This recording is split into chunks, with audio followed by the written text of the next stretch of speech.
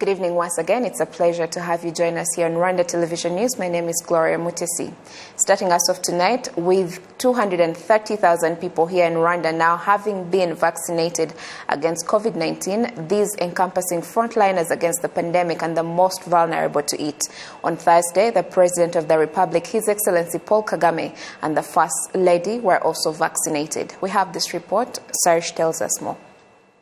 Ever since the vaccination exercise began, people across the country have been commending it. The fact that the vaccine has been brought here to Nhombo Island on Lake Kivu, and I am among the first to get it, has made me very happy. Traveling from Kigali to Nhombo is the furthest place you can go in the country. We thank the President of the Republic a lot for all he has done, and you should tell him that for us. We are very grateful.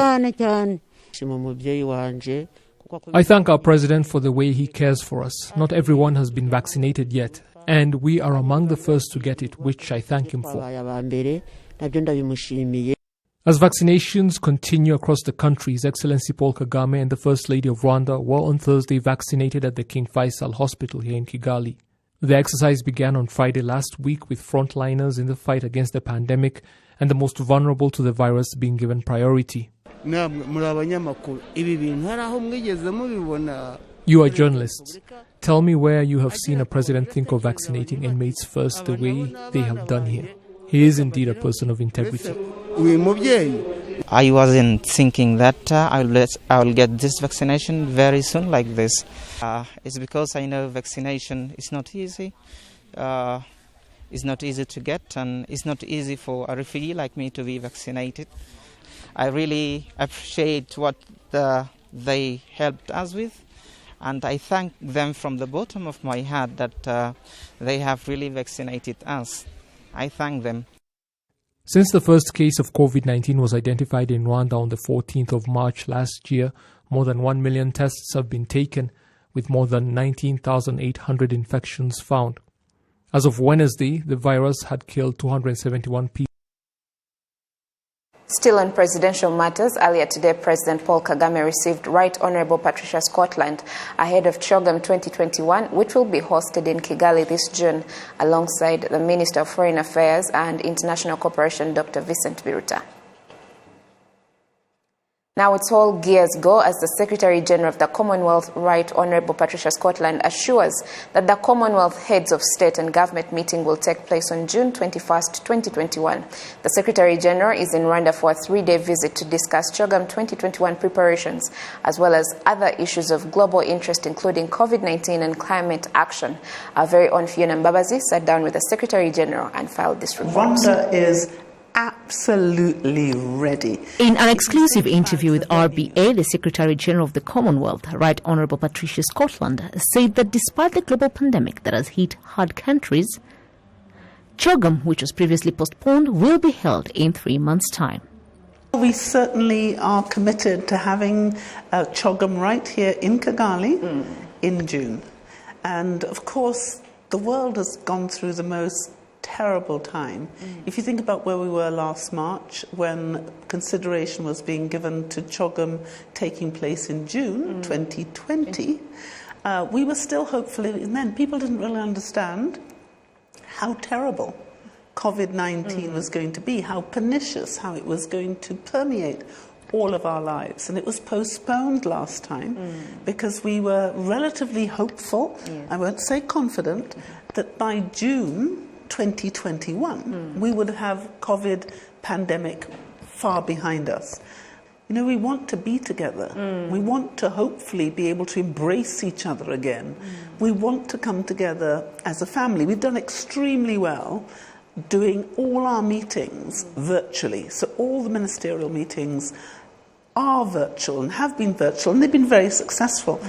But there is a sort of a passion, a hope, something special about when you are able to meet people as we are today, face to face.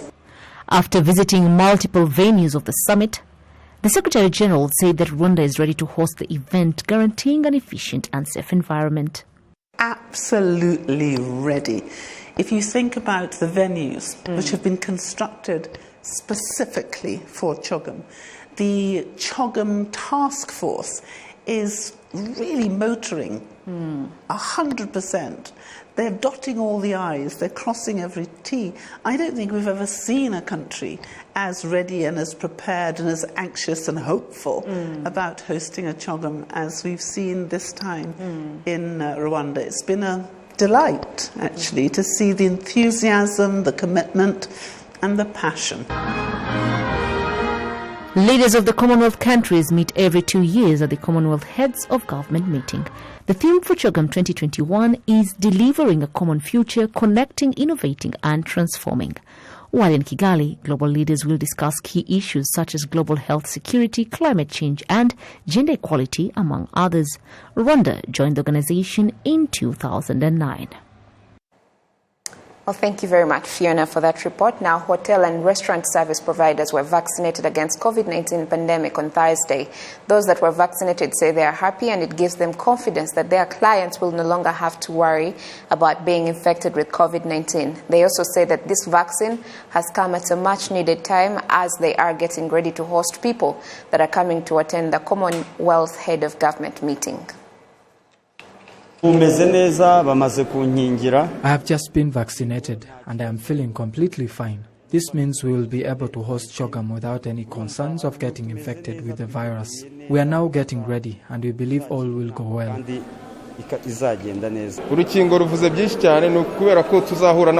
vaccinated is a milestone because we will be meeting several people who will be coming from other countries during the CHOGM meeting. We shall meet so many people as a way of protecting ourselves and our clients that will come especially to hotels where many people converge. It's a privilege to be vaccinated among the first people in the hospitality sector. Now, still in the health sector, as Rwanda joins the rest of the globe in marking World Kidney Day, health experts in the country are urging people to go for regular testing so that any complications can be caught early. Sessionary continues. At the Sehashika Hospital here in Kigali, we found 2 patients with serious kidney problems and in need of transplants. The first symptoms were feeling like I wanted to throw up, and I became very weak. It got progressively worse and I soon could not catch my breath. I came here to Sehashika and they found that my lungs were filling up with fluid because my kidneys were failing. Dr. Grace told me that it had all been caused by hypertension. I went on dialysis back in 2018 and even then I had to remain on oxygen to help me breathe. The dialysis has kept me alive and this machine does for me what the kidneys should be doing.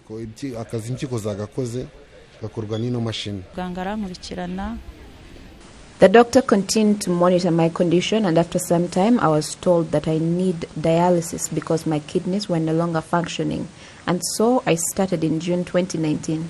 By that time I could no longer breathe on my own without extra oxygen being pumped in my lungs. I was on dialysis for 3 weeks, and after that I could breathe on my own again, and my health improved significantly. Studying was difficult for me because I was weak all the time and tired, even while sitting down. Sehashika currently has 20 patients on dialysis and another 100 receiving treatment, but not in the sort of condition to require it yet. We also spoke to Dr. Grace Igiraneza, the specialist at the hospital who cares for patients with such complications, and she emphasized the need for early detection, pointing out that the longer they go without detection, the harder and more expensive they become to treat. Dr. Igiraneza also stressed the need for healthy people to maintain good, balanced diets and engage in physical exercise regularly to increase their chances of avoiding such life-threatening conditions. Up to 100 people across the country have reached end-stage kidney disease, like Jean d'Amour and Laetitia, and are in need of regular dialysis just to stay alive. The World Health Organization has confirmed that between 5 and 10 million people globally die every year because of kidney disease. To judicial matters now, the terror trial involving Paul Rusesabagina, Calixte Nsabimana and 19 others will continue on Friday. Nsabimana, who also calls himself Sankara, is expected to take the stand. The trial was adjourned on Thursday because Paul Rusesabagina and his lawyer had announced that they are appealing the court's decision to reject his latest objection that the trial against him be thrown out. claiming that he had been brought into the country illegally, which was found not to be the case. Rusesabagina told the judges that his lawyer had not appeared in court because they needed time to properly prepare their appeal. Prosecutors and the defense lawyers of the other 20 individuals in the group, however, asked the trial continue because it is now Caliste Sabimana's turn to once again take the stand as he had done before the cases were merged into one. Sabimana and his lawyer pointed out that the absence of Rusesabagina's lawyer is a delay tactic, and when judges asked Paul Rusesabagina if he objects to the trial proceeding without his lawyer present, he said he was fine with it continuing as long as he was not asked any questions during the proceedings. Following consultations, the prosecutors decided to ask the court to adjourn the case, saying that following the merging of the cases of the individuals in the group, it has become necessary that all are able to participate at all times because what happens will affect all of them equally. The defense lawyers present were clearly not happy that the case was being delayed because of the absence of some of their team, and said that such tactics are not legal and they should be made to answer for their actions. They also asked that a timetable for the trial be established to avoid such incidents in future. The judges retreated to their chambers and later re-emerged to announce that the trial would continue on Friday and order that no defense lawyers go missing on that day because everybody knows that the trial is expected to continue. Sabimana, who calls himself Sankara, is expected to take the stand next. Now away from Kigali, 16 farmers in Kirehe district wrote to the Chamber of Deputies in Parliament more than 3 months ago, demanding for justice, claiming to have incurred losses because of the price project, which is to operate within the National Agriculture Export Development Board. Jane Mutuni has the details. Mugabo Marcel is one of the 16 farmers in Kigarama sector, Kirehe district, who wrote to the Chamber of Deputies on November 26, demanding for justice. He says the letters include their issues in the price project that was operating at the National Agricultural Export Development Board. Nayebu price na yaje naha idushakamo ko tuba bafatanyabikorwa bayo mu mushinga yari ifite ngo guhinga. As the price project began in our area, their plan was to establish a plantation of vegetables and fruits. They had asked us to be shareholders in this project in July 2019. As we agreed to join, we filled in some forms and they were approved by NAYEB with terms and conditions in our agreements. We fulfilled our part of the agreement as it was stated that by December 31st, 2019, we must have completed our tasks in order to receive funds from them. We had finished the projects and submitted them to the bank. We had also rented lands. Personally, I had rented a 3-hectare land and used the loan of 700,000 Rwandan francs from the bank. But due to the delayed funds, the loan has multiplied to 1.4 million Rwandan francs. But Marcel's own project was to grow tomatoes. My tomato plantation project was worth 14.6 million Rwandan francs. My contribution to it was 3.9 million, as I needed a loan of 5.2 million from the bank. NAYEB's fund was to be 5.2 million Rwandan francs.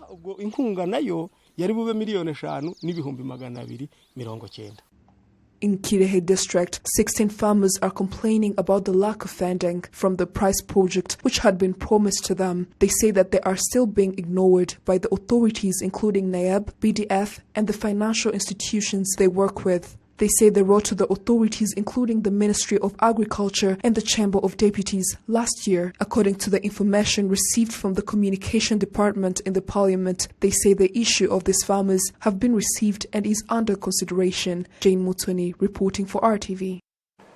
Thanks very much, Jane Mutoni, for that report. Now on Tuesday, a group of lawyers consisting of 26 women and 5 men joined together in a week-long exercise to grant legal aid to gender-based violence victims. They aim to resolve over 46 cases in 14 different districts across the country. Omwari Jed spoke to these lawyers and filed this report. With movements such as the Me Too movement, which started as a viral hashtag in 2017, the world is waking up to address sexual violence. Gender-based violence is a topic discussed across multiple platforms with the aim of breaking down the shame and stigma surrounding it. Owanheje Patricia was raped at 16 years old by her friend's brother. It has been 10 years since the incident, and here's what she has to say. The sister was my friend. Well, they're both my friends, but I was more close to the sister, but I couldn't get hold of her. So I got the brother's number, and I went to their place to, have rest until I can resume work.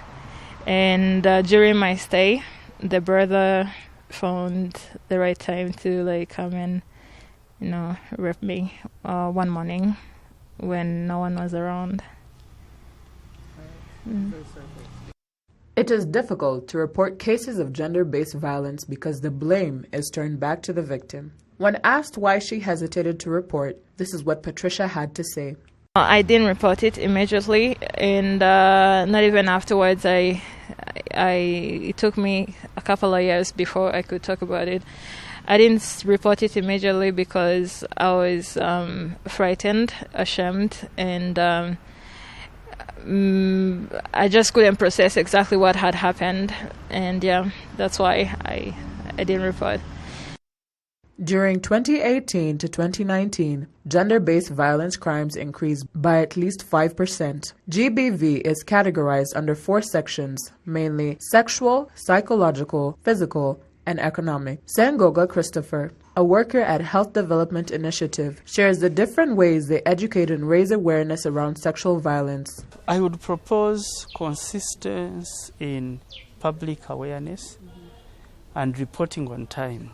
Because if once they report on time, it would be easier for even the officers, the agencies that are responsible for investigation to get the evidence on time so that women can get access to justice, especially those who have experienced violence. As March is Women's Month, a group of lawyers came together to see how they could help women. With 189 GBV cases that were identified in the districts of Huye, Nyaruguru, Rutsiro, Urera, Gisagara, Rusizi, and more, they chose to grant legal aid to 46 cases in 14 different districts. Nyembo Emeline Ruth is a member of the Gender Commission at Rwanda Bar Association and the chairperson of the International Women's Lawyers Association. She is among the 26 women lawyers participating in the week-long exercise. akenshi rero wundi wahohotewe usanga iyo amaze guhohoterwa iyo ari umuntu wenda ugize amahirwe bakaba bamugezeho kare cyangwa se nakagira. Often, when someone is abused, it is best to address it earlier, or they may say it sooner rather than later. The police receive all the information required to investigate. For people that do not have access to funds or lawyers, we thought it best to lend a helping hand, especially during this time. Everyone has a right to justice.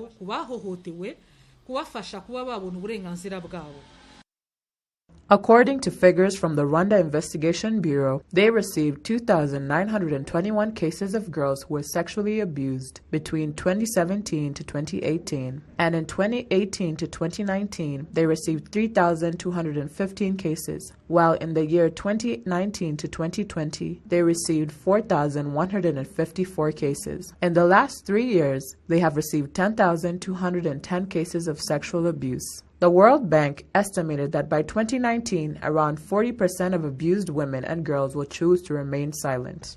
Umngari Jade, RTV News.